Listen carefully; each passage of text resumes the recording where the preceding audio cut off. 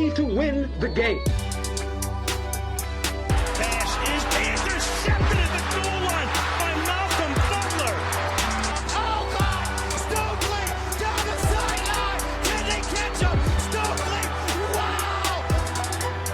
Touchdown!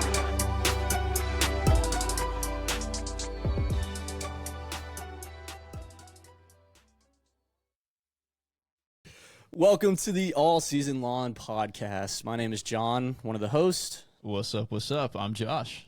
And I'm Clay. Awesome. Good to see you, boys. We're back in the studio. You too, brother. Hey, I see you every day. So Almost every day. It's better to see Clay than it is to see you, to be honest. But it's still great to see you. I love you. I hear that a lot. And and it's good to be back in the studio with you boys. So today, the NFL season's right around the corner. And we're going to talk about it. We're going to talk NFL. We're going to talk football. It's been a rough couple of months without sports, essentially, because nobody watches baseball. Women's World Cup. You could say what you want about that.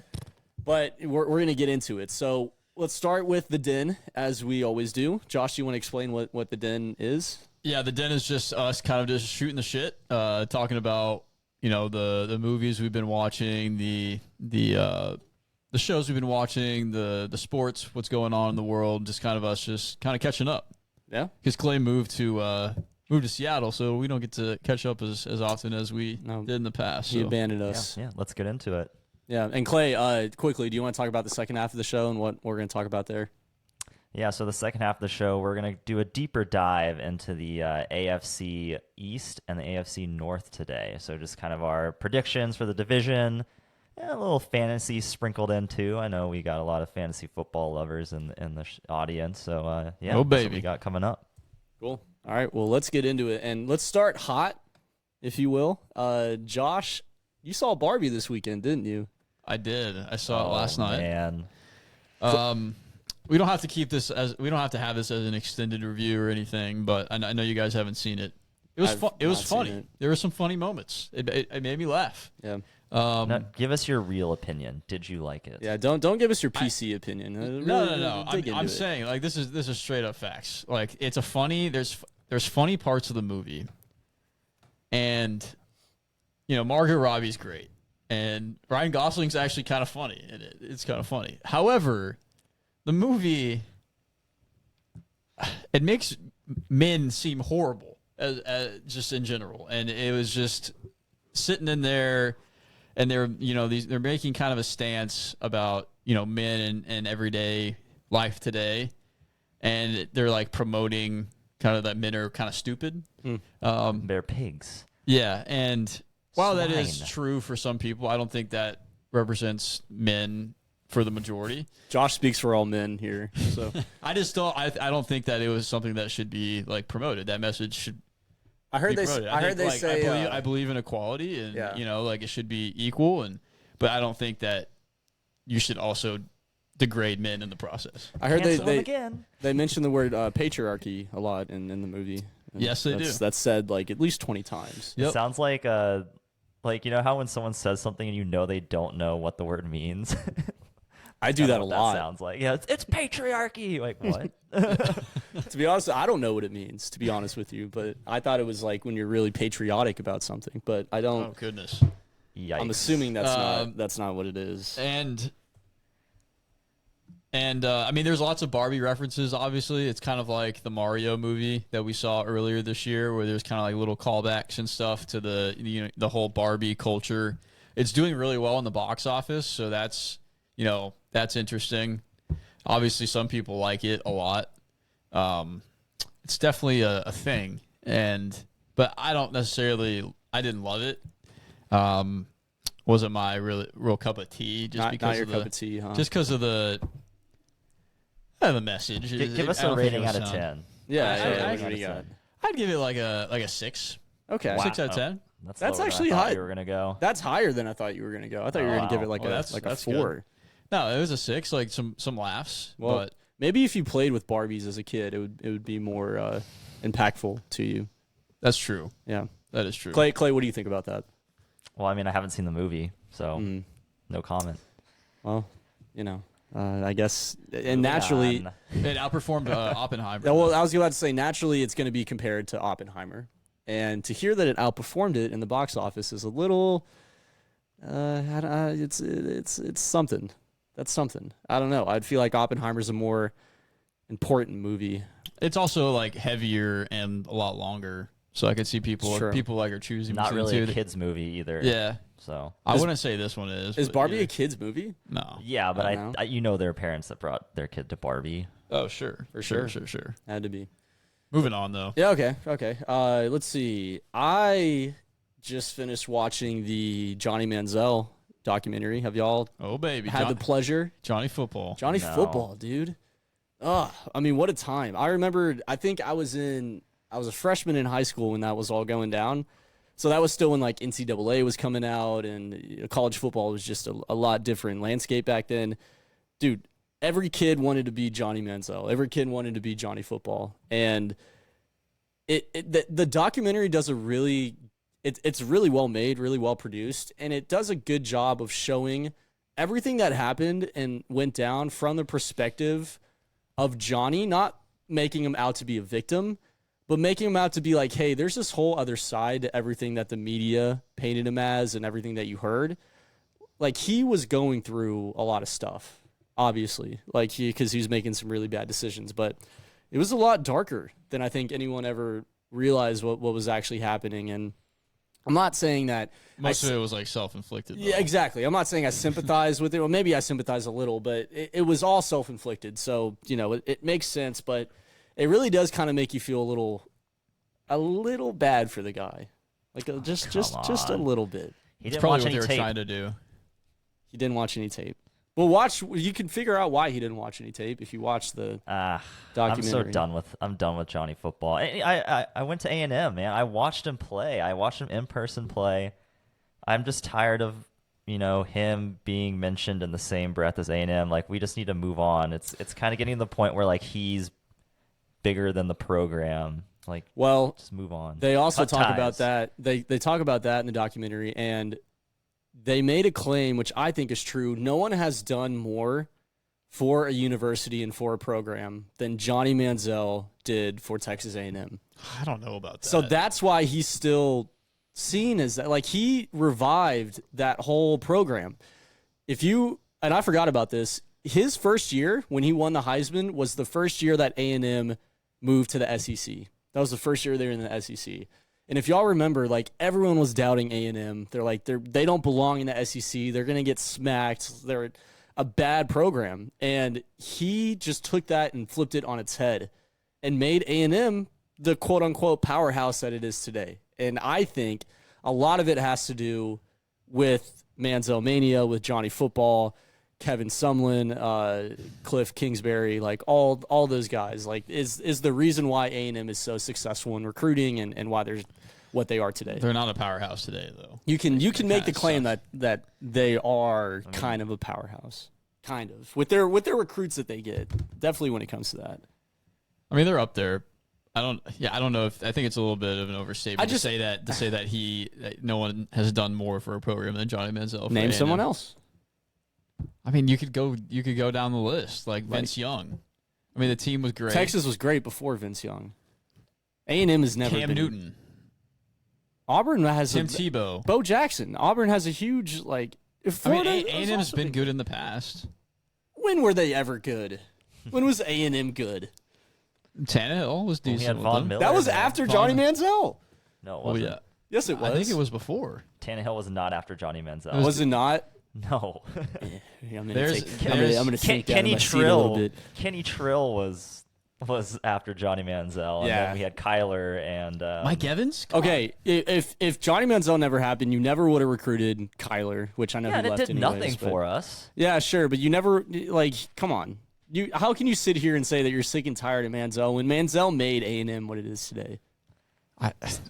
A&M would exist whether or not Johnny Manziel was on the team or not. But today, can you sit currently. here and say that A&M is as relevant today without Johnny Manziel? They're not relevant though. they think of come on, themselves we're as a very little relevant. relevant. See what I mean? See what I mean? I was just trying to get him to react. I mean, just look at our recruiting classes. We're here we slightly go. relevant. Here we There it go. goes. There it is. I don't know. I just Clay. It's We just got a couple bowl wins recently, more than UT. That's true.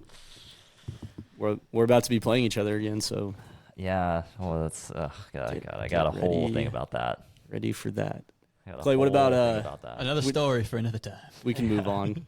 We can move on. Clay, A what good have you story for another time. what have you been watching? What have I been? We all watched Hard Knocks, the first episode of Hard Knocks. We did. Yes. And they're following the New York Jets, who, incidentally, we will be discussing later. Is it called Hard Knocks or is it called the Aaron Rodgers show? Dude, the camera was loving Aaron Rodgers. It was man. locked on Rodgers. Dude, everybody, and excuse my language, but everybody dick rides Aaron Rodgers so much on that show. I mean, he's one of the best quarterbacks. they- in Yeah, modern, sure, in modern but history. like, my God, I've never seen anything like They it. portrayed him very well in the show. Like, I watched the show and I was like, oh, Aaron Rodgers seems like a pretty cool dude. Like, Well, I think he is though. Like, I think he got is, too. portrayed kind of badly in the past few years, and I think it was just that wasn't necessarily accurate to who he is. I've always heard he's a pretty chill dude. I know he's like obviously a competitor and can get kind of fiery with his team, but you want that, right? I think off the field is a cool dude. And honestly, like, he changes the franchise. He changes their season outlook. Like, you go from He's like Manziel. you go from Zach. You go from Zach Wilson to Aaron Rodgers. Are Dude. you kidding me? I mean, okay. That was that's one of my insane. points, actually, from watching the show. Zach Wilson, the guy's done. Okay? No, he's not. The guy has think he's no future in the NFL. There was What? this one point in the preseason game, in the Hall of Fame game, where he threw a 50-yard pass to this guy. It was a good and then, pass. And then he goes to the sideline, and he's talking up his own pass. He was like, hey, man, I mean, that was a dime and a half, right? It's like, dude, you can't be, like, boosting but who- yourself Who was he saying that to? He to, was like, saying another that to QB. He was saying that to Rodgers, and No, Rodgers no, is no. like, He wasn't saying it to Roger. He was saying it to the third string. He was like, yeah, man, I mean, that pass was pretty good, right? And the guy was like, yeah, man, it was good. And he's like, yeah, like, that was a dime and a half. It's like, dude, you made one good pass. Get over yourself. He's done. I'm sorry, he's done. I kind of disagree. Go I ahead, feel go like ahead. they're still kind of invested in Zach Wilson, and they didn't bring anyone in to be Aaron Rodgers' backup besides Zach Wilson. And I think their plan is, like, Aaron Rodgers could just groom him to be a better quarterback. And I never was high on Zach Wilson to begin with, but, like, in the league currently, he's got to be top of the list on who could, like, mentor a quarterback to be better. that's what I'm saying. And, like- it's like that's the ideal situation is to have Aaron Rodgers as your mentor. It's like David Robinson and Tim Duncan. It's kind of the same thing. So I'm just thinking about, his career trajectory. Zach It's Wilson. like Brett Favre Zach with Aaron Wilson.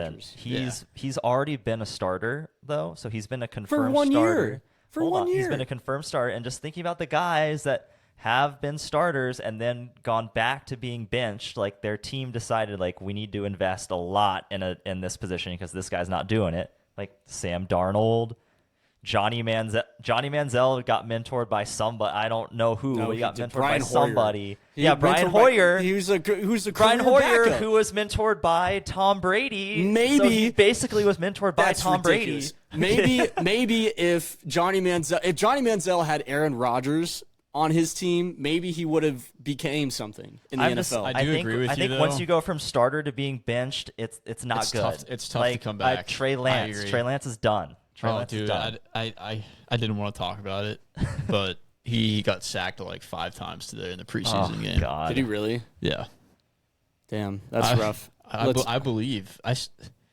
still have belief, but it's waning. It's waning for sure. Let's get back on Hard Knocks for a sec. So they talked about Aaron Rodgers a lot. The Jets they're probably the best team that they could have chosen for this, and they had the narrator come out, which was Yeah. sweet. Yeah, that was I'm pretty cool. I'm hyped for the Jets. I'm They higher do- on they every do- Jet now. They do this every year. It's Yeah, the, I know. It's the hard I know. knocks They got me. boost. They got me. Dude, that's why I was so high on the Lions last year. It kind of worked out. It did kinda The work Lions out. were good last year. So. Yeah. Except for well, no, I mean, Swift didn't really deliver last Swift year. didn't deliver. Amon-Ra was great. went off, dude. But yeah, Garrett Wilson looks like a star. Like he's about to break out. Yeah, I mean, he Yeah, kind he of does. he shattered Jets records last year as a rookie. We won the Rookie offensive records. rookie of the year last year, and with just having Rodgers there. I thought the no look pass whole segment was kind of interesting and kind of annoying. Yeah, a little bit. I thought it was kind of cool. They spent like 5 minutes talking about it. I will say this, and I hesitate to say this because at the end of the day, I don't really know much. But I don't know if Robert Saleh, is that how you say his last name? Saleh? Mm-hmm. I don't know if he's the guy that's going to get them a Super Bowl. It might be like a Mark Jackson to Steve Kerr type of thing where they get someone better eventually. Yeah. And let me tell you why. And Aaron Rodgers called this out in Hard Knocks. But in the preseason game when they started to lose in the second half and they were getting down, Robert Saleh started to get very negative towards his team. And Rodgers even said that. He's like, we need to get some more like positivity in here. Like we need to get going. Like what's up? True. And then it kept cutting to Saleh and he was just saying nothing but like negative stuff, and he's like, I don't know what's going on right now. Like, why are we playing like this? And he all even this. admitted that he was a negative person. And he admitted that. So I don't know if you can be a winning coach with that sort of mentality. There's a way to do it. What about Belichick? Well, that's what came to mind too. And there's a way to do it. But maybe he's the GOAT, though. He's the GOAT, exactly. Yeah. Maybe he hasn't perfected that yet, and it's just something to look out for this year. I don't know. And Saleh is a defensive coach, so I think it's even harder to win as if you have a defensive-minded head coach. Well, Belichick's defense. Yeah, but he had Tom Brady. It's different. It's a little different. Sure. Think about it. I mean, like Andy Reid, Sirianni, like these guys are all offensive guys. Yeah. But Belichick is like he's the best dynasty that the NFL's ever seen. Yeah, but it's different. He's like he's a GOAT. You just can't like really use. It's different. It's just different. Yes, you can. Okay. All right. Whatever. Was there anything else about Hard Knocks that you wanted to cover? Just the Sean Payton called out Nathaniel Hackett for he basically said he was a bad coach. And I thought it was really funny that they were so butthurt about it. Same, dude. I was like, dude, just brush it off. I was like, how thin is your skin? I know. And now they're they're getting very petty about it. It's just like, dude, just whatever. Like Eric Rodgers was there, like he was like, yeah, like I don't think it was uncalled for. Like this is not like what do you mean? Like he's like keep my coach's name out of your mouth. Yeah, like if you do a bad job, like you deserve to be called out. Yeah, and he did a horrible job. Yeah, that was it's interesting because Aaron Rodgers and Hackett, they have like a good relationship because he was Hackett. They have history. Hackett was Rodgers' OC in Green Bay for like 3 years, and so they've like formed a bond, and so they're like boys, and it was just weird. It was weird. It was weird. Also, Nathaniel Hackett looks so different. He does. Well, I think it's that whole thing where Did he like go? No. You know what it is. Spiritual journey. You know what it is. The ayahuasca. That he went on the Aaron Rodgers ayahuasca trip. He came back with a beard. But also like that. Okay, I'm not saying that happened, but what I am saying is it's when that thing where you have a failure and you have to like reinvent yourself somehow. He's going through a crisis right now. He's going through a little crisis. So he shaved his head. And he got a goatee.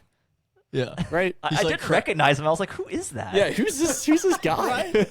He's like crying in between the takes. You remember that one game they played where they tried to knock down the pylons, and then that one guy in the back of Hackett's, because he played in the game, of his throw, he was like Sean Payton. Yeah. He like missed it by Started 5 crying. yards. Yeah, he started crying. What are y'all excited for, like, looking forward in the show? Like, who do you think they're going to talk about, highlight? Breece Hall. He's the Swift of this year. He is the Swift of this year. I want to buy into his fantasy stock, and this is definitely going to help with that. Talk about that a little later. We will talk about that later. They are in the AFC North. East. I'm I'm looking forward to the roster bubbles because they didn't really highlight any of the unknowns like they usually do because I think was episode 1? They were focused on Rodgers. Right. Yeah. I'm looking forward. Like that's always interesting is like who these guys that like are barely on the roster. Like that's why I care about Rodriguez last year with the Lions, but he actually turned out to be good. That's why I care about David Blau now. Like I'm like, oh, there's David Blau. Yeah, David Blau. Like he's backing up Colt McCoy, the Cardinals. Wait, David Blau. Oh, the guy in the Lions from last year. Yeah. Blau. I forgot about that. They talked about Sauce Gardner. Like that Sauce. was their other highlight. It's a dope name. Do you think that's his actual name? Like he came out of the womb and his mom was like Sauce. Not sure. I think it's his middle name. I could see that. He like went back to get his degree. That was cool. Yeah. Yeah. Cincinnati. Cincy. Cincy boy. Yeah, it's cool. Yeah. Well, episode 1, I mean, there's going to be a lot more, obviously, that come out, and we'll continue to cover it as the season moves on. But speaking of moving on, should we get into the predictions? Let's do it. Let's go. Cool. Well, let's do it. Josh, I know we briefly talked about this at the top of the show, at the top of the hour, if you will. But do you want to talk about what we're going to be doing today and the format for discussing these teams? Yep. So today is Sunday, August 13th. There it is. You'll probably hear this a day or two after, probably 14th or 15th. But our goal up until the beginning of the NFL season is to kind of go through each division and kind of talk about some risers and fallers that we have from each team from a fantasy perspective, just someone we want to talk about in a negative or positive way. And then also just kind of talk about the division as a whole and see like how we're feeling about it, who is going to come out on top, and kind of our predictions for the upcoming NFL season 2023. Additionally, a little twist that we're going to throw on it. With the twist is we're going to compare each team to a movie and talk about how that team is that movie. Anything to add there? No, I'm ready to get into it. I think you hit the nail right on the head. And today we are doing the AFC North and East. What would y'all like to start with? Let's start with maybe the more intriguing one. I think that would be the AFC North, but I'm sorry, AFC East. There we go. AFC East. One day he'll figure it out. I'll figure it out one day. And so we'll get there. It's fine. Yeah, that's what I think. What do y'all think about that? I'm cool with that. Let's do it. Cool. Let's start with not the elephant in the AFC East, but maybe the favorite. Definitely the betting favorite as of today. The betting favorite. Yeah, and also alphabetically, the first one that comes on the list, the Buffalo Bills. Buffalo Bills. Let's get into it. I will say before we start this, I went back 3 years, and 75% of the time, the betting favorite to win the division preseason ends up winning the division. Wow. Interesting to know. Yeah. Vegas knows, man. Vegas knows. Vegas does know. Well, let's actually list out the division here. The Bills, the Dolphins, the New York Jets, and the New England Patriots. Yep. So let's go around. I think let's do the movie comparison. Okay. And then we'll dig into the player and the team as a whole. Cool. Okay. I'll start. My movie comparison for the Buffalo Bills is a little recency biased here, but Oppenheimer, I thought was a good comparison for the Bills, and let me tell you why. You think they're gonna explode? No, well, not the context. Not the context of the movie, but just more of like how the movie is perceived, I guess, is my metaphor here. So, going in to Oppenheimer and leading up to it, everybody's very excited about it. There's high expectations. Now, whether those expectations were met is still up for debate. And that's what I think the Buffalo Bills season is going to be. I think they have very high expectations. They've gotten very close the past couple of years to a Super Bowl, but haven't done anything yet. This is probably Josh Allen's most important year. And I know that's very obvious to say, but this is the first time I think that the fatigue of Josh Allen being an elite quarterback, one of the most elite quarterbacks in the NFL, is starting to really catch up to him because he hasn't gotten to the big dance. He hasn't even gotten to the Super Bowl yet. So I say Oppenheimer because while it was a really good movie, it was 3 hours long, maybe a little bit too long. It was a little bit confusing at times. It takes multiple watches to really understand it. And I don't know if it really hit the mark 100%. So I like it. I think the Buffalo Bills are going to underwhelm once again. And hot take, I don't think they're going to win the division. Interesting. So now my take is a little less hot. Well, so I kind of, before you go, Clay, I have a movie comparison in a similar vein than John's. I said Mission Impossible 5. And I said that. Have you seen that movie? It's been a long time, but yeah. Why? Call him out, Clay. Why? I've seen it. Call him out, Clay. Get his ass. Why? Because they both feature a star that can do it all. And I think Josh Allen is that guy. You think Josh Allen's the Tom Cruise of the NFL? I think he can do it all. But I also think that I love Mission Impossible 6. Like I think it's my favorite of the Fallout. Yeah, of the series. Yeah. And I think we're a season away from the Bills really ascending to that level. And like kind of like what you said. Do you think it's going to get better? Well, what I'm saying is now I don't think it's this season. I still don't think they're going to make it. And I think their goal is to win everyone's goal is to win a Super Bowl. But well, like not everybody. Like the Houstons aren't trying to win a Super Bowl. Yeah. But they have the talent and they have a perennial quarterback in Josh Allen and they're like Super Bowl or it's a failure essentially. I just don't think they're going to do it, but it could be. I think Josh Allen is talented enough for it to be like next year or the year after. Do you have them in winning the division? I do. Okay. My movie comparison is the Justice League. So that movie sucked. The Justice League sucked, but I'm not really kind of like John's. I'm not really talking about the movie specifically. I'm more talking about the relationship between DC and Marvel right now. That's been, current.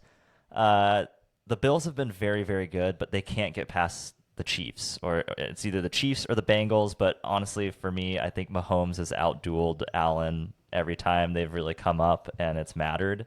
Yeah. And I think Mahomes is Marvel and Josh Allen and the Bills are DC. I think Marvel has been out-dueling DC recently. Like, DC's still good. I mean, they got Batman, they got Superman.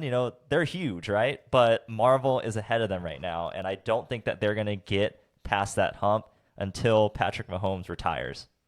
Damn. Like, I don't think Josh forever. Allen. I don't think Josh Allen wins a Super Bowl unless Mahomes isn't in the picture. Wow. That's a good take. That's and a he's good like, take. Burrow might even be better than Allen. So, dude, Burrow gets constantly like disrespected all the time. Yeah, he is better than Josh Allen. And we'll come to Burrow at some point. But yeah, I don't have the Bills winning the division either. So yeah, so it sounds like you and me don't have them winning the division. Josh does.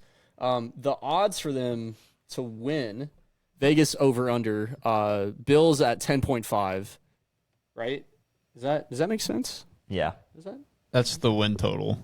Yeah. Oh, right. Okay. Percentage. Well, because I was looking at this, I'm like, that doesn't make any sense. I'm a betting man. The Bills at 10.5 wins. Do y'all think they're gonna get that or not? I mean, that's over pretty. That's a hard over. Vegas knows what they're doing there. Yeah, I think they've got that. So again. I think they got that in the bag. I'm gonna say under because I picked them to not win the division. Yeah, that's true. I think gotta someone say else is under. going to have a better record. I think the Bills are going to have a fine regular season. I'm not worried about them in the regular season. It's when they get to the playoffs. But I think they'll get over 10.5 wins. Okay. All right, give me a fantasy player that you would like to discuss from the Bills. What about like the running back situation? James Cook. Yeah. Right? James Cook. They got rid of Devin Singletary. He's not on the team anymore. So Cook is the guy. I mean, they signed Damian Harris, but James Cook is getting a lot of hype. So he was a rookie last year. Mm-hmm. He's going into his second year. He's in the prime for a running back because their primes are very short. A lot of running back controversy this offseason. Second year, he's in his prime. He's in his prime, dude. Second year. I'm looking for like a breakout year, and I expect a breakout year from Cook. I think they're going to utilize him a lot more than Singletary. Mostly because I think he's more athletic than Singletary is. He's quicker. I'm not sure if he's bigger. I don't have his stats in front of me, but he's not very big. He's not very. Yeah, he's like 190. Yeah, but he's definitely a lot quicker. For that to be true, James Cook would have to be the best running back the Bills have had in the Josh Allen era because they never really support like a good running back that's like valuable for fantasy because Josh Allen runs so much. Yeah, John, I had picked James Cook to talk about too. He's currently going at 75th overall in fantasy drafts. That can change, obviously, come actual draft day, but that's like the 6th round. So he's going around guys like Marquise Brown, Deontay Johnson, David Montgomery. Josh Allen runs so much. I don't know if Cook is going to have enough touchdowns. So I'm kind of out because I'd much rather have Deontay Johnson at that point. Yeah. Cool. Also, like Damar Hamlin, he's back. Is he?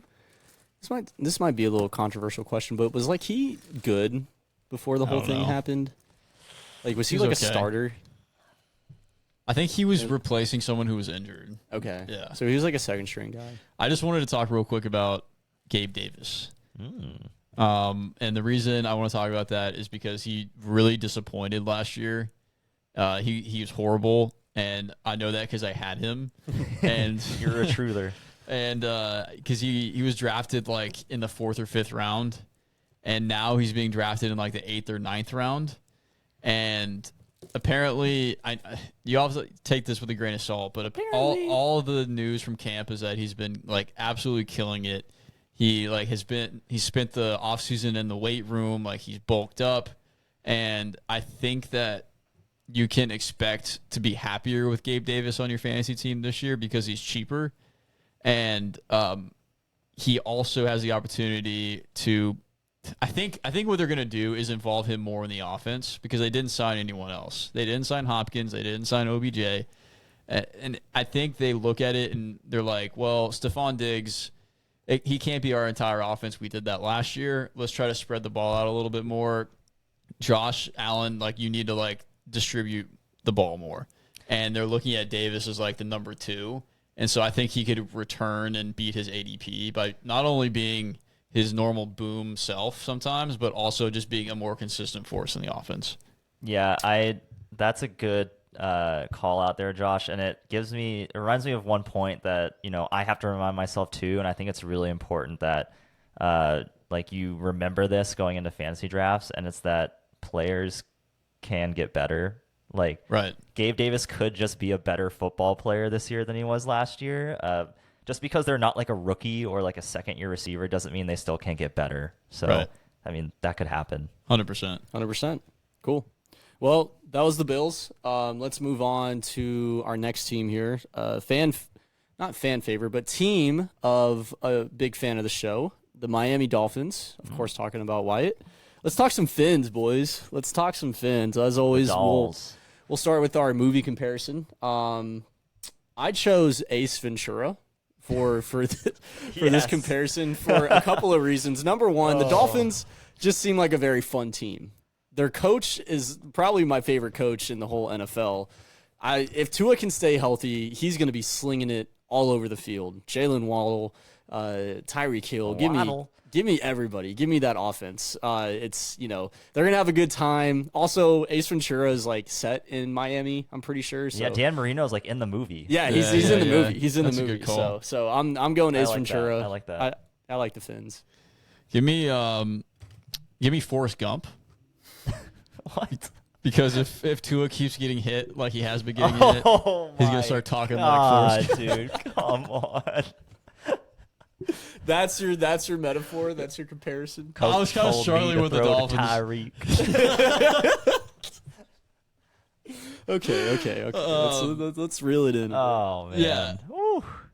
Yeah. I also think, like Forrest does some good things in the movie, right? Like he's accomplished, and I think that team has a lot of offensive weapons that can produce a good team, and I think they can like actually be a force. Just like Forrest, like in anything that he does, essentially. Forrest can be a force. Yeah. I'm going to grab my charger, though. I'll be right back. Okay. So I actually chose the Dolphins to win the division. Spoiler. Oh. They're my division winner. And the movie I compared them with was Will Smith's Concussion.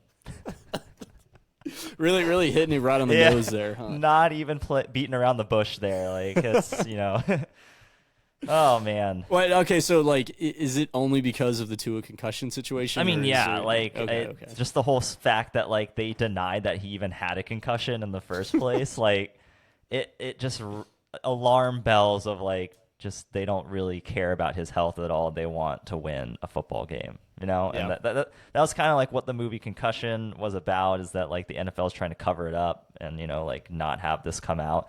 Yeah. Same thing here. They're like, oh, he had a back spasm. It's like, dude, the guy was in like decorticate, like his hands were up by his. That's not a back spasm. It man. looked bad. It Yeah, looked really like, bad. Come on. Yeah, and so the Vegas over-under for Miami is 9.5. Clay, you think they're going to win the division. I think they're going to make the playoffs, but not win the division. Playoffs. I'm talking about playoffs, okay? But I do think that they'll get over 9.5 wins. All right. Yeah, I'm definitely over 9.5. So I'll just take under for the sake of the conversation. Because they're winning the division over the Bills and the Jets? Yes. Oh, I can't see it, man. I think the Dolphins have the most variability in the entire division. Like they could finish last, with that. but they could finish first. I They think have the highest ceiling. likelihood. I disagree with that. They don't have. let's- That's one of the reasons. That's what the fantasy discussion I wanted to have was Yeah. the backfield. Yeah. And I think that their backfield hurts them a lot. I think they're going to have a committee that's not going to be very effective. They have Jeff Wilson Jr. They have Raheem Mostert. They drafted Devon Dude, A. they have Chain. Devon A. Chain, man. I know. The Aggies. A-Chain. I know. I get it. Hop 12. aboard. Yeah, whatever. All aboard, shoot, I baby. agree. He's a good talent. He's 5'9". He's tiny. He was on the track team. Yeah, he's star. like he could be He's a runner. He's a track a star. good weapon for the team. I just don't know specific. For a fantasy perspective, it's not. I don't think it's worth. You could take a late flyer on A-Chain. I think that's a good pick. But I don't know about Jeff Wilson and Mostert. I just think they're too injury prone and old to actually get any fantasy value from them. But Definitely Mostert. A-Chain is young, and he could be by the end of the season. He could be a force. But it's also the weakest part of their team. Yeah. So Yeah, I would agree. I want to get into a quick debate. I don't think that either of these two players are going to be bad, but looking at them from a fantasy value, who do y'all like more, Jalen Waddle or Tyreek Hill? I think they're both fantasy? amazing. Yeah, for fantasy. I think Tyreek Hill. I don't know about that. I feel like people, dude, he's like different on the football field. but They there's call him different. Cheetah. defensive different. scheme for Hill You can't more scheme him. than Waddle. Yeah, you can. You No, can't he's too scheme him. fast. He's too fast. He's too good. And Waddle is also like just a solid. Would you receiver. agree that Waddle is the best number 2 receiver in the NFL? Probably. It's close. What about Him and Higgins. Higgins, yeah. But maybe I think Waddle might take the cake there. Waddle's better for sure. Yeah. Waddle will be. Waddle. He might be as good as Tyreek Hill in like 2 years. So would you rather have Tyreek and Waddle or Jamar Chase and Higgins? Now we're getting to the spicy Oh, questions. man. I think I take Reek and I take Reek and Waddle. I think I would. Oh, no. Yeah, Reek and Waddle. No, That's the I think I'd answer. take Jamar and What? and man. T What? for the size, for the Crazy for the man. height, You're crazy. for the height. For the okay, Higgins, sure. yeah. That's actually a fair. Yeah, that's a fair. It's a fair rebuttal to that because Reek is not. And Jamar Chase ain't no big. slouch, man. He's fast. Dude, Jamar Chase might be the best receiver in the NFL. Yep. Might be. All right. Might be. Moving on. Yeah. Let's talk about the Patriots. Okay. Let's talk about the Patriots and let's start with our movie comparison. So I said The Godfather Part 3. And I said that because Part 3, specifically the third one. Traditionally, The Godfather is a good movie franchise, 1 and 2. So it's known for having a solid backbone, but the third one, not so much. Not so much. It was a bad end to the trilogy. People look at The Godfather 3 as a bad movie. And I think I compare him to the New England Patriots because of that reason. Like traditionally they're usually good, but this is going to be a down season for the Patriots. I don't like Mac Jones. I'm hearing that he's been very impressive in camp. That's what everybody's saying.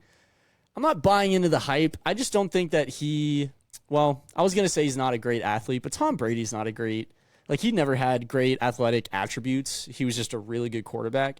So maybe Mac Jones could be that too, but this is a really weird year for the New England Patriots. They don't have a backfield committee like they normally do.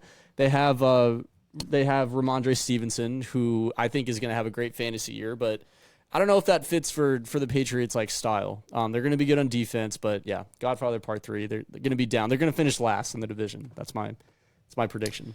So my movie comparison is The Rise of Skywalker. Oh God. And I say that for a couple reasons. One, I think Palpatine has returned. One, I think they're going to be bad again. I have them finishing last in the division as well. They brought in an old familiar face to be the new offensive coordinator. O'Brien. And Bill O'Brien. O'Brien. God. He's back. Just No! like in Rise of Skywalker. Can't keep getting They away brought with back it. J.J. Abrams. And Palpatine. Exactly. Yeah. Exactly. And after the Matt Patricia experiment went awry last year because he was calling the plays in New England, and that was horrible. So, Rise of Skywalker, I think they're still going to be booty cheeks. So, just like the Rise of Skywalker was. Oh man, yeah. The Patriots might be the most boring team in this division. Like they could, sneak third in the division, but there's no way, in my opinion, that they're making the playoffs. Well, my question, yeah, go ahead with your movie, and then I have a question. Well, my movie was Fast and Furious 10 because I enjoyed basically every Fast and Furious movie up until the last two, and I feel like it was enjoyable to have the Patriots in the conversation in the NFL until they got Mac Jones because he sucks. And he's like, he just gives me massive Jared Goff vibes. Like, yeah, he's going to get you some wins, but you're never winning anything with Mac Jones. So you might as well move on. That's my opinion.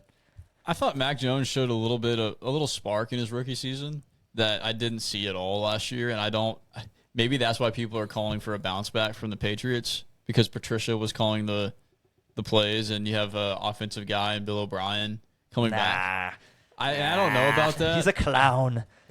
So, but it's weird. The Mac Jones thing has been weird. It has been weird. It's like, and then they have what's Zappy? Is that Bailey his name? Zappi. Dude, the Patriots fan like Zappy. They really like Zappy. He's got an arm.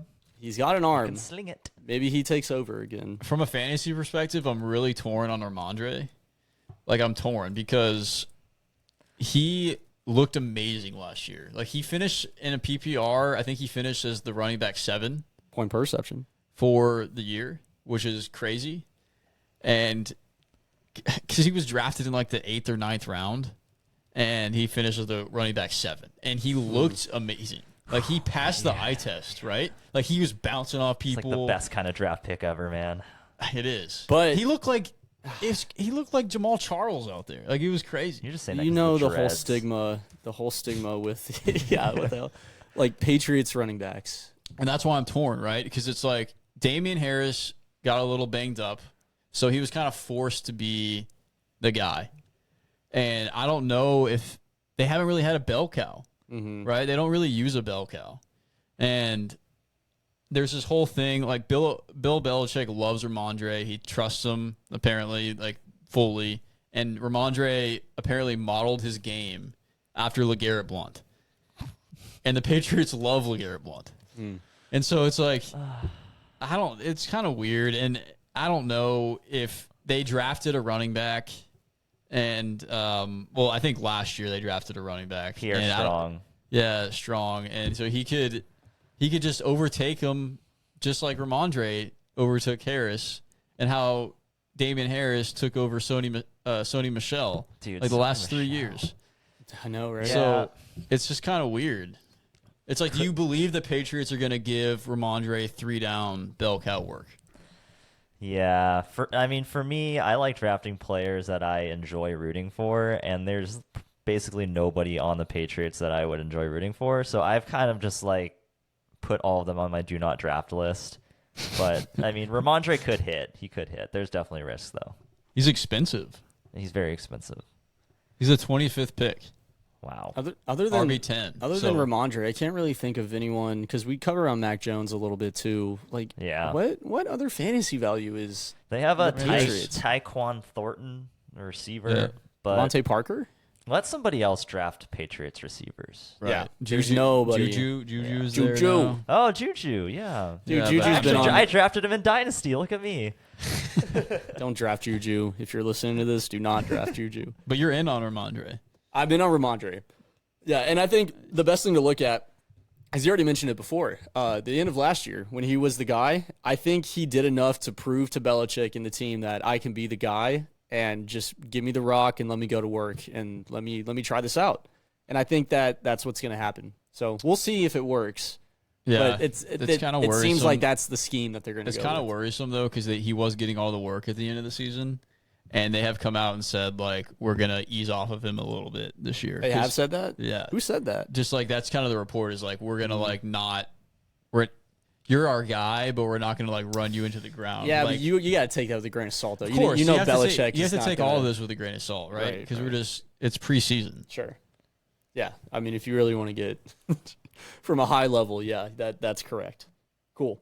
So the last team in the AFC East, which we've kind of already talked about, but we're going to bring them back, is the New York Jets. Jets, Jets. Well, we talked about a little bit with Hard Knocks and what we think about them, but let's start with our movie predictions. And Clay, I see that we have the same Been one. a little mind meld there. We did, but I know where you're going with this. So let me kind of start, and then you kind of add what you're thinking about it. But we picked The Force Awakens. The Force Awakens, another Star Wars movie, making an appearance. And the reason why I picked them is mostly because of the hype going into The Force Awakens. Like, everybody was so excited for that movie. Like, Star Wars is coming back. The Jets are back, baby, apparently. You got, a big name in Rogers, and you had all the stars come back from the original trilogy into Star Wars. Now, The Force Awakens was a good movie. I think everybody's pretty much agreed on that. Where the trilogy went wrong is the other two movies. But The Force Awakens was a great movie. So I think the Jets are going to be a great team. I think they win this division. I'm giving them the win. I think the Jets are going to win the division. They have a very high expectations, but they're going to deal. They have veterans on that team. They have a lot of young people, but their leaders are very strong veterans that are a part of the team. A lot of times, like, veterans maybe aren't so much in the game plan and they're not a part of the team. You have Aaron Rodgers. Robert Saleh is going to be a good head coach there. Again, I know I mentioned before, I don't know if he's the guy to win them a Super Bowl, but he's a guy to win them the division for sure. Okay, yeah, like Force Awakens were right on target with that. Stay on target. I also agree with you, John, that I think the Jets are going to be good this year. They're not going to win the division, but I do think they'll make the playoffs and possibly go far. But like The Force Awakens, I think this is going to be the only good season for the Jets with Rodgers. So I think if he stays longer, it's just going to start going downhill, just like that trilogy did. And so, yeah, I mean, they got Garrett Wilson, Ray. They got a returning star, Harrison Ford, a.k.a. Aaron Rodgers. So, I mean, he brought along Chewie or Randall Cobb. So, yep, sidekick. Sidekick they'll be good this year. He's always there. He's always there, every time. So I just put down Casino Royale just because it was the start of a new era for James Bond. Same thing with the Jets. But kind of similar with The Force Awakens, yeah, right? kind of a similar vein. Yeah, similar vein. I'm a little bit more bullish on the Jets. Like, I think Rodgers could stay there for a few years and, like, do some damage. Like, I don't know if he doesn't look done. In a bad way. Me.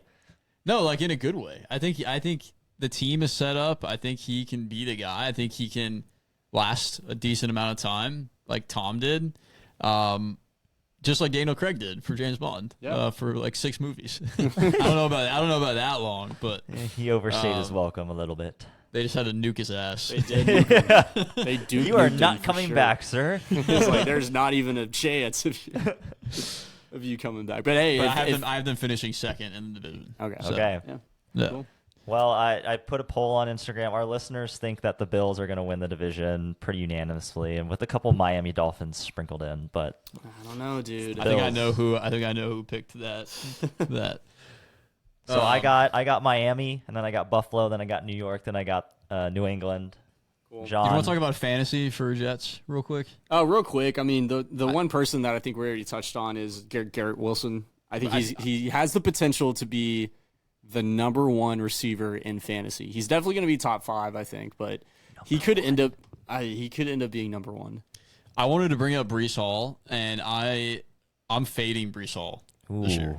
And it's not on the player. Like I like Breece Lightning. I like Breece Hall. I think he's super talented, and he killed it at the beginning of the season last year. Like he was a rookie, and he was carrying my team. He killed it, man. It's the injury, dude. It's the injury. The running back injury. He tore his ACL and his meniscus. He's only double trouble. Like in week 7 of last year. Don't remind me. I think that running backs in general take a little bit longer to actually return to form from an efficiency perspective to actually be productive in the NFL and for a fantasy team. So I don't think he's going to deliver on where he's getting drafted in like the 2nd or 3rd round. Yeah. Like it took Saquon, like the 2021 season was a season after the surgery, right? And he didn't become an 1,000-yard rusher until last season. So it's yeah. and That's a good point. And so it's actually there's a good article. There's this guy named Matthew Betts, and he works with the fantasy footballer. Shout out. And he released this article where he did a study of all of the running backs who suffered from an ACL injury. What he found was that most of the time they returned to form, not the first season after their surgery, the 2nd season. There are exceptions like Adrian Peterson and Jamal Charles. Adrian Peterson won the MVP after his ACL injury in like 2011, 2012. He's an exception, but for the most part, they don't return to form until 2 seasons after. And so I think that he's just not interesting. He's just not going to deliver on where he's getting drafted. Yeah. Because you have to keep in mind, too. Unless he's an outlier. You have to keep in mind, too, the offensive line for the Jets is also a little shaky, right? They're having some O-line problems, so you throw that on top of the injury, that study that you just talked about as well. I think that's something that not a lot of people are looking into. He's just risky. He's risky. He's just risky. Very like risky. he could deliver. Like he could be the anomaly again. Well, I don't think that Breece Hall is Adrian Peterson. So I mean, he not could quite. be. Not He quite. could be, but I don't think so. Yeah. Okay, cool. So that was the AFC East. I think we're all in agreement that the Bills, the Jets, and the Dolphins are going to be good. It's a toss-up between those three, who's going to win, and the Patriots are probably going to finish last. One of the best divisions in the league. One of the best divisions. If there's a division that could have 3 teams get into the playoffs, it's probably this one. Yeah, it's probably this one. All right, well, let's move on to the North, the AFC North, to kind of wrap up this episode here. Okay, well, within the AFC North, the teams that we'll be covering, just for a reminder who's in there, mostly for me, because apparently I don't know, the Cleveland Browns, the Pittsburgh Steelers, the Baltimore Ravens, and the Cincinnati Bengals. This was traditionally like the one division where the teams hate each other the most. At least that's how it's perceived. So this is normally a very interesting division. Some good teams in here. Is there one that you all wanted to start with for this, or how are you thinking about it? Start with the Ravens. Probably one of the more intriguing storylines from the offseason with the Lamar Jackson stuff. Right. So Lamar got paid. He was looking for a long-term deal, and he got paid. And that was a big question heading in. And yeah, I'll start with my movie comparison. My movie comparison is The Town. The reason I picked The Town is because The Town and the Ravens both are directed by people that have little brothers or brothers that are worse at them than their job. So like Casey Affleck and Ben Affleck, you know who wins that. And then you got Jim Wait, Harbaugh. who wins that? I think Ben Affleck wins that. Okay, we're good. Yeah, and then you got Jim and John, and John wins that. John. I think people in Michigan would disagree. Well, Michigan sucks. I wouldn't say that Michigan sucks. They've always under-delivered the last Honestly, I feel like Jim Harbaugh gets more clout than John Harbaugh, but John Harbaugh has been the coach of the Ravens for 15 years. He's got a Super Bowl. He's a Super Bowl, dude. He's a solid-ass coach. Yeah, there's no comparison there. Yeah, I agree. They take place in sketchy towns with gang stuff, like Baltimore and Boston. Yeah. They both kind of have to do with like gang-related activities sometimes. What are you trying to say? Yeah. I mean, I'm just Come saying the on. facts. Come on, dude. Jeez. Shout out to our Baltimore fans out there. And then the last point that I have is fantasy managers have fallen in love with Lamar Jackson based off his 2019 finish of being the number 1 quarterback and rushing for like looking at one of them. over 1,000 yards. But since that time, he has not delivered on his fantasy value.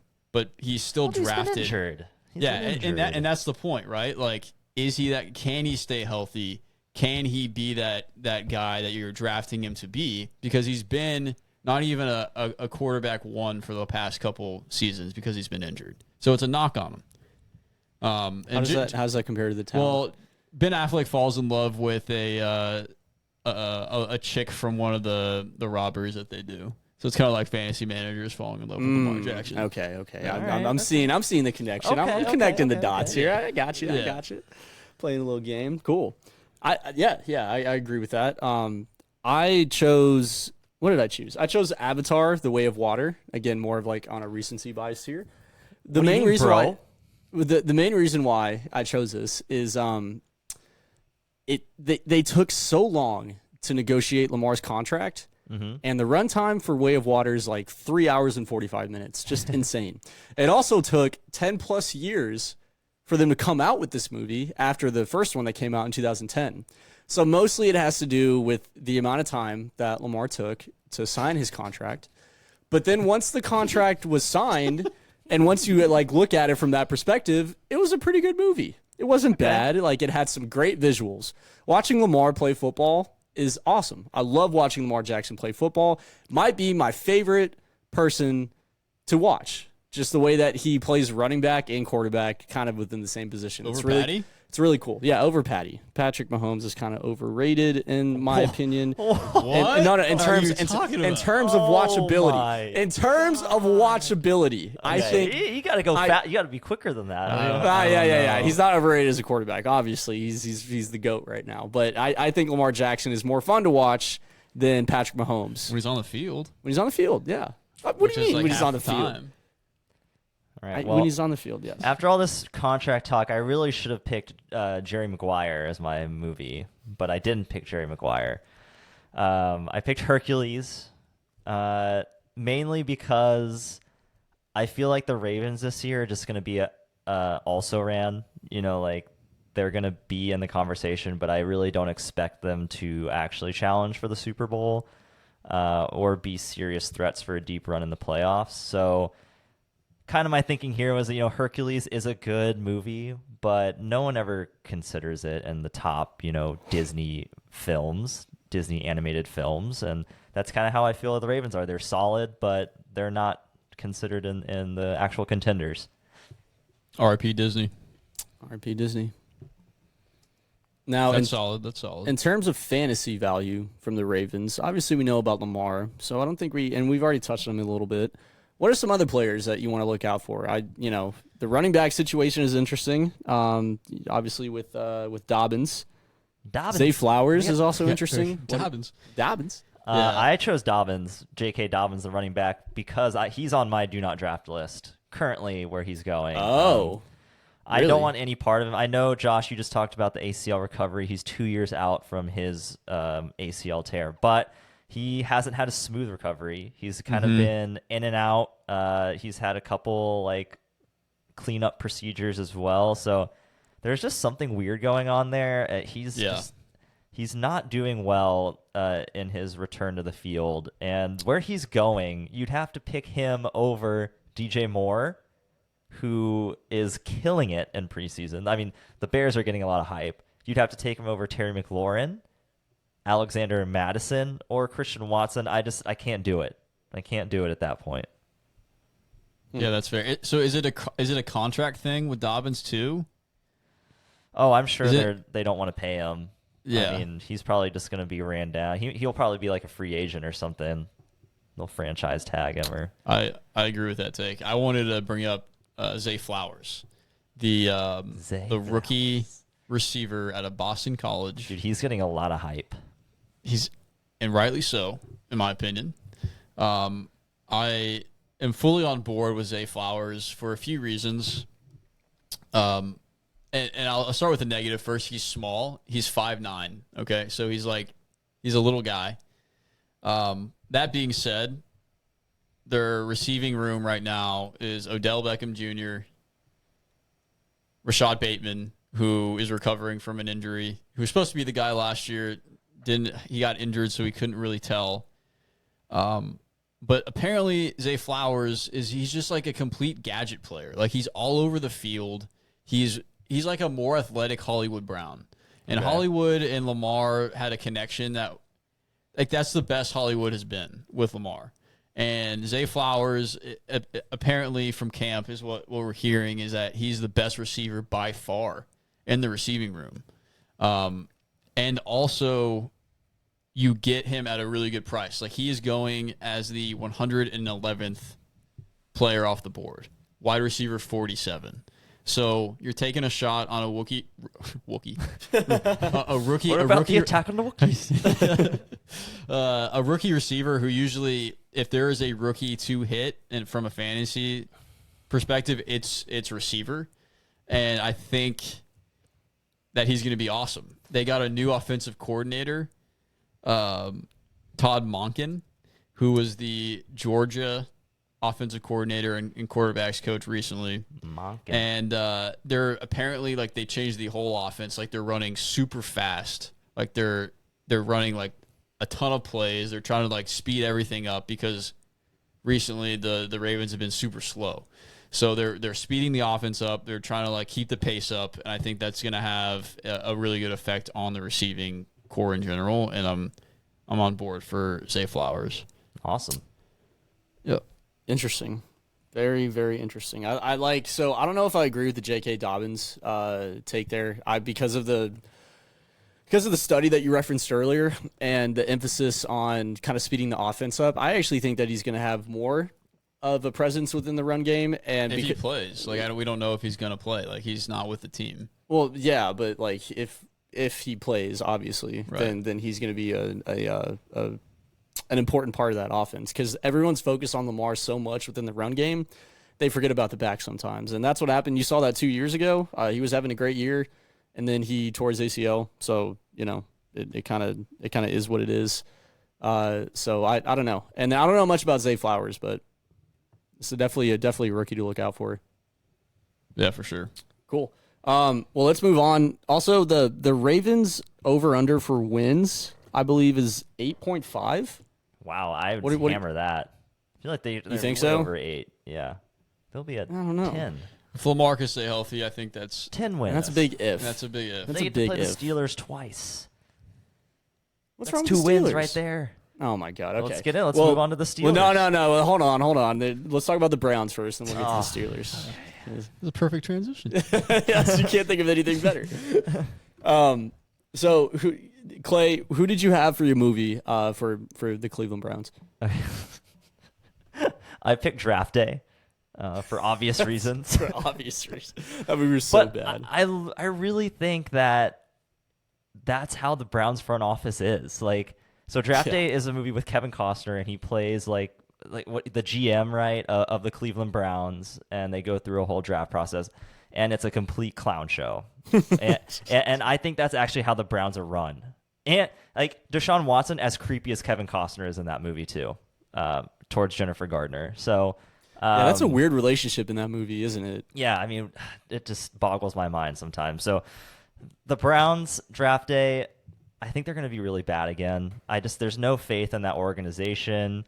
Stefanski, no faith in him, the coach. I think Deshaun has a chance to like crash and burn this year. Like, I know people are living off of like what he did 3 years ago, but that was a long time ago. Amari Cooper's hamstrings are tissue. There's nothing to like about this team, in my opinion. I don't know. I mean, there's a little bit to like about them, and that's getting into like my movie metaphor. I picked Anaconda, 1997. Squeeze. And the reason why is because that movie's kind of silly. It's ridiculous. The CGI is bad, but there are some memorable moments within that movie. Also, the cast is really good. So I think that the Browns actually have some good talent on their team. If you look at the cast of Anaconda, you have Ice Cube, you have Danny Trejo, Jennifer Lopez, Owen Wilson, right? On the Browns, Myles Garrett on the defensive line. Yeah. Deshaun Watson as a quarterback, I think he's going to have a bounce back year. Amari Cooper's hamstrings aren't as paper as you think that they are, and I think they'll have a good season as well. And then Nick Chubb, dude. Nick Chubb might be the best running back in the NFL. Might be. Definitely has the potential to be the number 1 running back in fantasy this year. More to come on that. But I think talent-wise, there's a lot to like about the Browns. Traditionally, they're not a good team. And I'm not saying Anaconda is a great movie, but it's enjoyable to watch, just like the Browns will be. Okay. All right. So I picked Horrible Bosses. And I picked Horrible Bosses because they both feature a character that has been charged with some sketchy activities with people, with Deshaun Watson and Kevin Spacey. But yeah, it's rough. And in the movie, what's her face keeps Jennifer Aniston keeps sexual harassing Charlie Day. Yeah. So we had the Sean with the massages, and Kevin Spacey has been charged multiple times with sexual abuse. So they got the comparison there. At the same time, Horrible Bosses is kind of a funny movie. Oh, it's great. It's hilarious. It's a great movie. It's a good movie. And I think Deshaun has a chance to bounce back. I'm kind of with you there, John. I think he has a chance to bounce back, and the Browns could be actually kind of decent. And I know a lot of people are off the Browns because of Deshaun, and he looked kind of bad last season. I do think there was a lot going on in his life, obviously, and rightly so, because of that stuff that came out. But I do think that he's still talented, and they have talent on the field. And so I think they have a chance to be better than people think. Well, let's do a little over-under. I bet under on their win total at 8.5, and y'all can take the over. Ooh, no. I think I'm not gonna take the over either. I'm not gonna So take they're not going to be good. like I said, Anaconda is not a great movie, but they're going to be fun to watch. I think 8 wins is okay though. Just like Horrible Bosses is okay. I mean, Horrible Bosses might be 8 and 9. 8 and 9. Your maths is a a little little bit better than 8 wins, but someone that I wanted to talk about for the fantasy side is Elijah Moore. Now, Elijah Moore is an interesting player because he was non-existent on the Jets last year. He was a bust. He didn't play in games. When he did play, he wasn't hurt, but when he did play, they didn't target him at all. It was a really weird situation. So I don't really know what happened with the Jets. Well, it's weird because he was so good the year before. Exactly. Yeah. So now he's on the Browns, number 2 receiver, next to Amari Cooper. What do y'all think? What do y'all think about that? Do you think he has a bounce back year? I don't really know what to make of it. Yeah, it's kind of weird. It's weird, right? Obviously, Garrett Wilson is the reason why he kind of fell off. Garrett Wilson, and that's more of a prop towards Garrett Wilson as a negative on Elijah Moore. Elijah Moore can still be a good receiver. Mm-hmm. I just don't know. I mean, this is going to be a really telling season for Elijah Moore. Yeah. I think so too. I mean, and it depends a lot on Deshaun too. Can he bounce back? And that, I mean, obviously we disagree within the 3 of us, but I mean, if Deshaun bounces back and he can distribute the ball, then I think Elijah Moore can also bounce back, right? The talent was there, at least in the first season with the Jets. It wouldn't just disappear like that. We're about to find out. It could be like an Allen Robinson thing when he went to the Rams last year, right? Everybody thought that was going to be a great fit. Remind me. I know, not you especially. You were so high on him, but I don't know. We'll see. Yeah. Anyone else you want to cover on this, or you want to move on? Not no, really. I'm good. Cool. Yeah, the Browns probably get 8 wins. Well, let's not 9. Not 9. Definitely not. We'll save the Steelers for last. Let's go ahead and talk about everybody's favorite underdog, the Cincinnati Bengals. Okay. Cincinnati Bengals, for me, for my movie metaphor, I picked The Shawshank Redemption. Now, I picked The Shawshank Redemption because it's seen as one of the best movies of all time. But when it came out, it bombed at the box office. Not a lot of people went to go see it. But the story is amazing, wrote by Stephen King originally. It was a short story. But the actors are great within the movie. Morgan Freeman, whoever plays Andy Dufresne, I don't know his name, but he's a great actor as well. It's just a very, very solid movie that I feel like sometimes people... Tim Robbins? Tim, is that his name? Yeah. Sometimes So. people like forget about, but you always go back to them, and it's a good watch. It's the same thing with the Bengals, right? Everybody always talks about Josh Allen, the Buffalo Bills, Miami Dolphins. Oh, they look great. What about Lamar Jackson, the Baltimore Ravens? But who's always there at the end of the year in the playoffs? It's Joe Burrow and the Cincinnati Bengals. I don't know if it's because they're in Cincinnati, right? Small market team, whatever it may be. But I mean, Jamar Chase, T. Higgins. Joe Mixon is still there. You got Joe Burrow. The offensive line has gotten better, so I don't think they'll give up as many sacks. I mean, give me that all day. I can watch Shawshank Redemption all day. Never be bored. Shawshank. So I'm going to change my answer here. I originally put airplane, but I am going to change it to Tarzan. Mainly because there are gorillas in Tarzan. And the most famous gorilla of all was in Cincinnati. Harambe. R.I.P. R.I.P. R.I.P. He deserved to die. God. I think it was 10 years ago recently. I think I saw the anniversary. Really? Harambe? You said that on his 10-year anniversary, Clay? Man. Cancel him. Well, anyways, gorillas, Cincinnati, they go together like fine wine. Fine wine and something. I don't know. I wouldn't know. I'm not a wine drinker. But yeah, I think the Bengals win the division pretty easily. Joe Burrow might be the second best quarterback in the NFL. Mm-hmm. Quite possibly. And I think the Bengals get back to the Super Bowl this year. Wow. I mean, That's a hot Jamar take. Chase, T. Higgins, Joe Mixon, that is some cast. And if Joe Burrow stays healthy, I think they get there. People forget about Tyler Boyd, too. We haven't mentioned his name once. Might be the best wide receiver 3 that anybody has. Could be, yeah. I've got John Wick 3. Got John Wick 3 because we're now entering, this has become almost like a little mini dynasty that the Bengals have got going on here, right? I think this is now their 3rd season with a healthy Joe, right? Healthy Joe. Joe Cool. Just like John Wick, the Bengals are very, very good. Very good. At what they do. They're solid. They can't go wrong. You know what you're getting with the Bengals, and you know what you're getting with John Wick. You Bunch know of you're headshots, getting baby. action, headshots, just an immense amount of kills in a short period of time. They're John Wick and Joe Burrow. They're both tacticians. They make the right moves. They're efficient. I also think that they don't try anything that's necessarily out of their comfort zone or out of their wheelhouse. I think John Wick knows what he is, and he plays to that very well. Is his name Davis?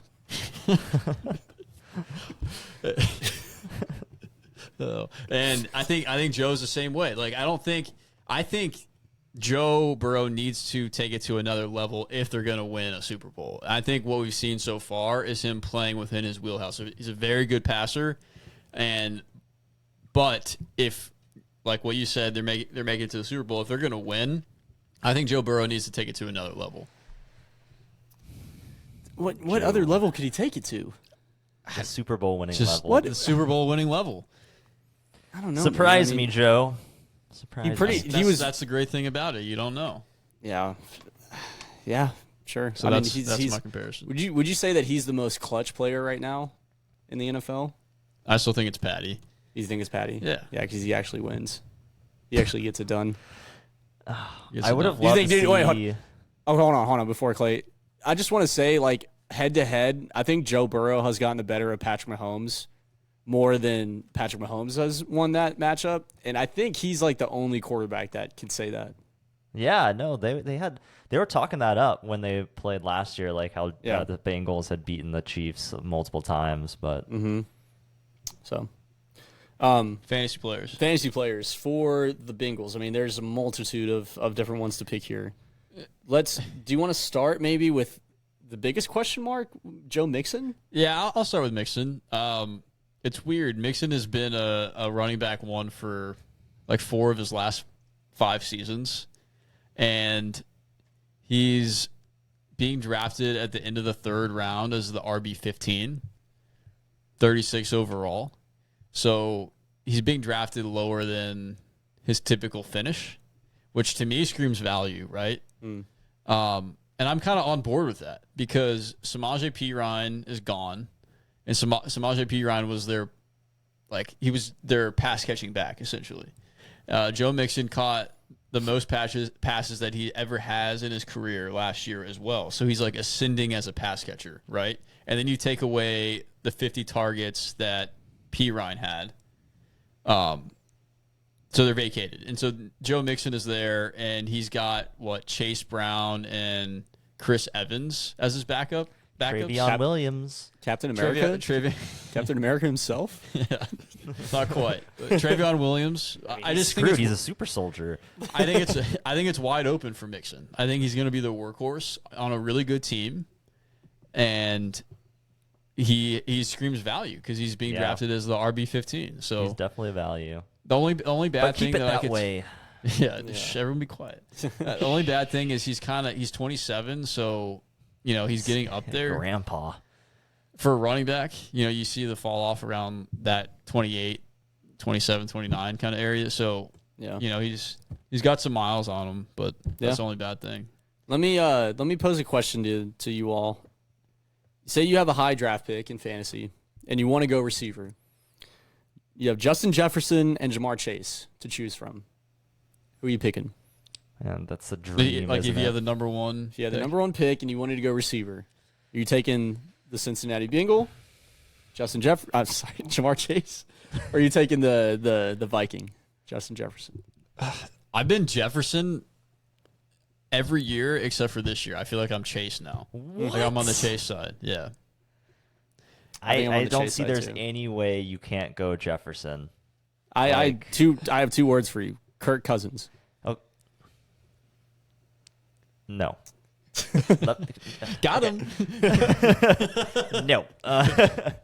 Kurt No. Captain Kirk. The system in Minnesota is Justin Jefferson, and they added Jordan Addison to that wide receiving course. So did. Yeah. There's actually someone else that has to be marked because last year Justin Jefferson was getting double teamed, like by far the most out of any receiver in the league.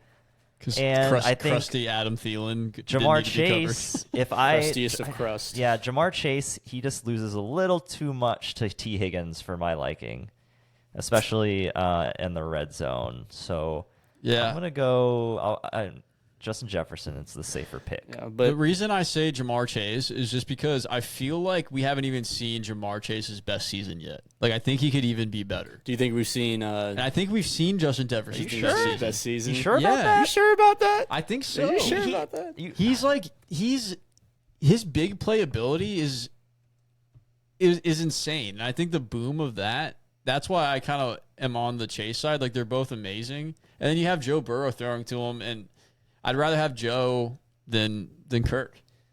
So it's really close, obviously. For sure, you'd rather have Joe than Kirk. Yeah, but yeah, really I was asking just because I think Jamar Chase. Everybody obviously knows that he's going to be a really good fantasy player, but is he the best receiver to pick in the draft? Yeah, I just want to say that Justin Jefferson only scored 9 touchdowns last year, so he wasn't even in double-digit touchdowns.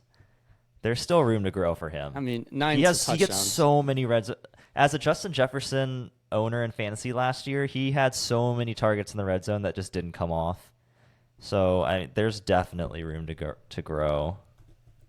The Bengals over/under win total is 11.5. That's high. Well, that's the same as the Bills, right? No, the Bills were 9.5. 10.5. So a game more. A game more. I don't know, man. I'm going to go over just because I think that, to Clay's point, they definitely have a chance to get back to the Super Bowl, and to do that, they're going to win the division. They're probably going to win 14 games. That's pretty high, 11.5. Yeah, I'd go over too. Yeah. I would take it. I would take over as well. Awesome.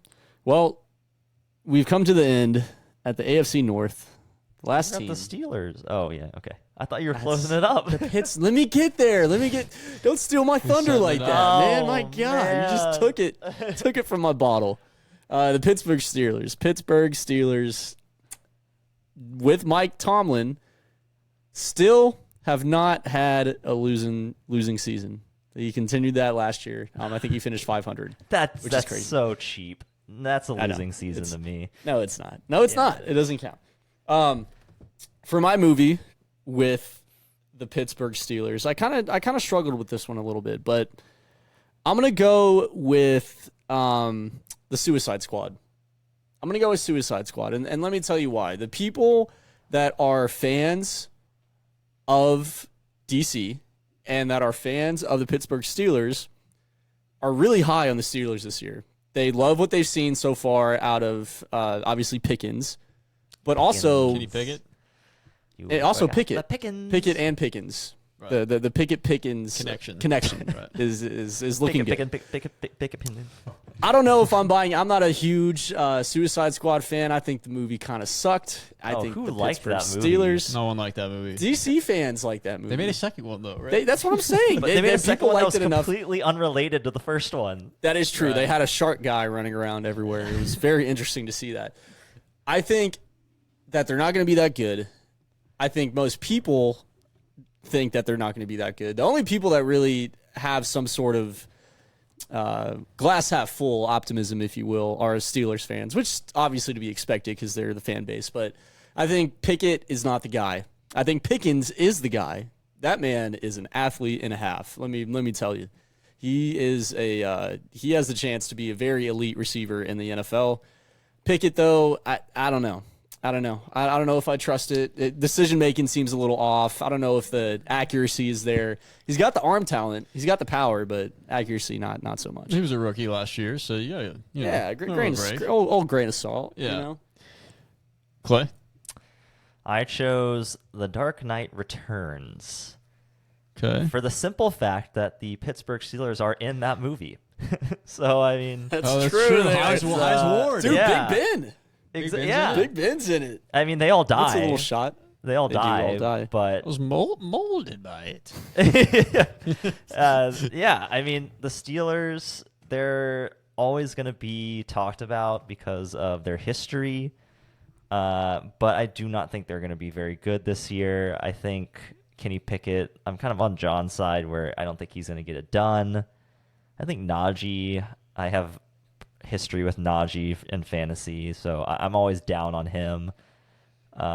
He should have just kneeled the ball, not ran into the end zone. That's some fantasy scars right there that I don't think will ever Not heal. healed. Yeah. Just I put think some they're scar going to cream on have that. good fantasy players, but I don't think they're going to be a good team. Because Okay. they kept the same offensive coordinator, Canada, and he doesn't know how to run an offense very well. Yeah, it's kind of so. Dude, it's very basic. So basic. Yeah. Just watching, I had Najee last year too. Just watching him run that offense and how much they underutilized Najee, like, hurt to see. It's like It he hurt just my knows soul. Like he has quick slants, halfback counter, and like 4 verticals. Like that's all he has. That's it. It's like a 7-year-old playing Madden for the first time. It's like, oh, this play worked one time. Let me continue to run this over and over again, and see if it'll. He's like his special play is the PA rollout. Like that's the one. It always That's him works. switching it That's up. him getting crazy. It's a PI rollout on a We ran the halfback ball counter. 3 times. It's set up. My comparison, I kind of a little cheat here because I picked a franchise, but the Pittsburgh Steelers in 2023 are the Marvel franchise currently. Ooh, And I say that for a few reasons. that's an insult, by the way. And it's kind of where my stance with Marvel is, right? And that is not good currently. And it's kind of turned into this thing where it's good, not great. And that's how I feel like the Steelers are. This whole Tomlin always goes to the playoff thing. I feel like that whole narrative has run its course. Like, you can't just keep saying that and him get away with just having mediocre teams.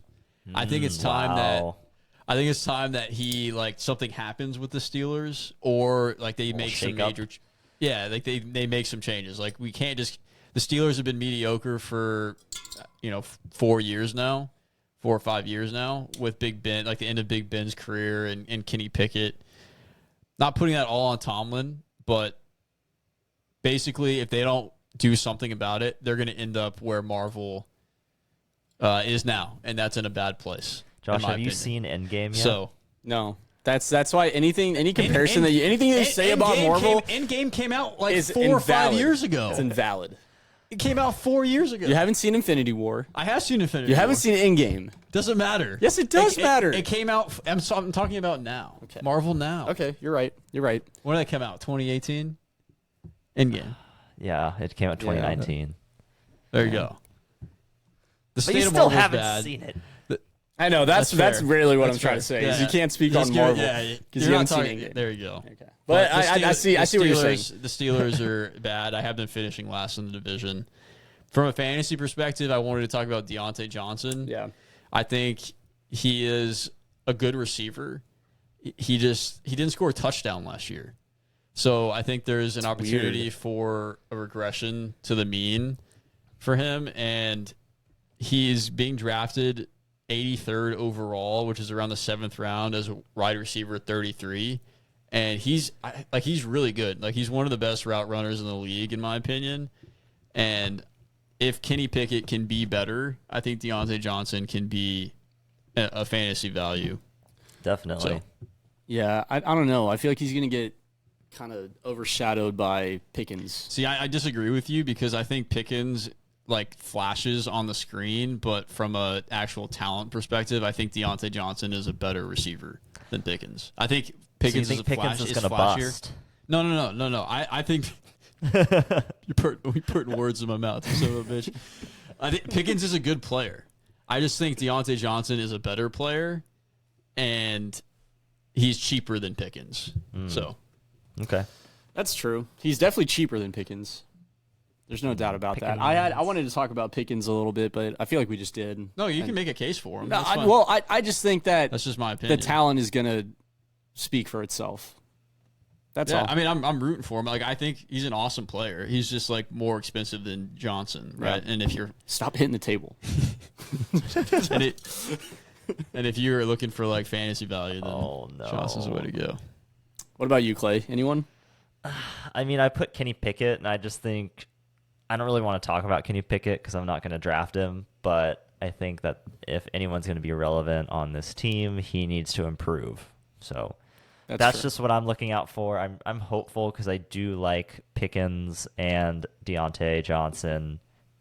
I think Pickens might be a little too spicy for me, like where he's going. It's like the 5th round or something. It's a little too early. It's pricey. Yeah. It's scaring me a little bit.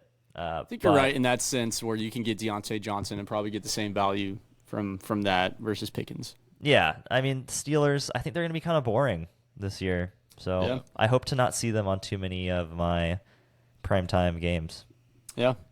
Maybe like a Abraham Lincoln comparison. You know that movie? It's a really good movie, just really boring. I'm going to compare him to not a movie, but the Call of Duty franchise because COD, they're the highest grossing game every year, but everyone knows it sucks.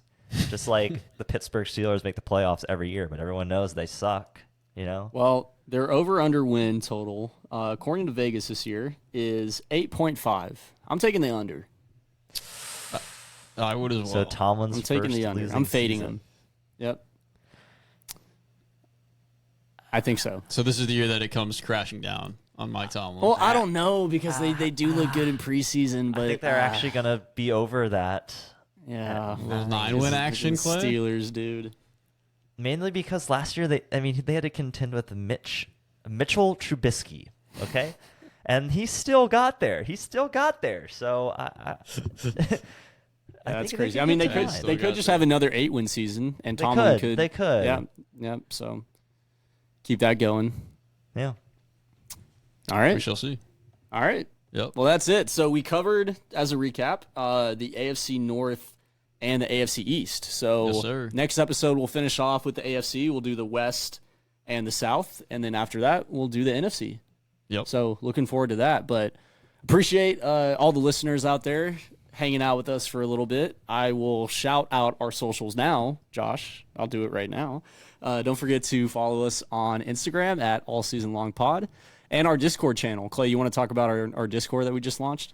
Yeah, so we set up a Discord. It's got different channels on it, talking about movies, sports. There you can submit questions on there. It'll just be a good place for the community to come hang out and discuss different topics. You know, maybe we could even in the future get a little fantasy league started out of there. So it'd be cool. Cool. We'll check that out. And yeah, don't forget to leave a like and maybe a review if you can. And we will check y'all next time. Appreciate it. Peace out. Swimming pool, I'm the one that's spinning the wheel. My hands are 10 and 2. Y'all boys just along for the ride. Subjects of ridicule. Long as I'm still busting your chops, man, I can never lose. Till I find my way to the top, man, I can never cruise. Hella smooth, been a fool. Y'all boys just been borrowing bars, man. Who invented you? Y'all still really think that you got it, man. Who been kidding you? Honest, I don't need a 16 for me to finish you. I don't need to show any strength just to diminish you. This shit coming easy to me, like we in Little League. Tryna send a couple of beats. Now it's a killing spree, it's easy for me. Every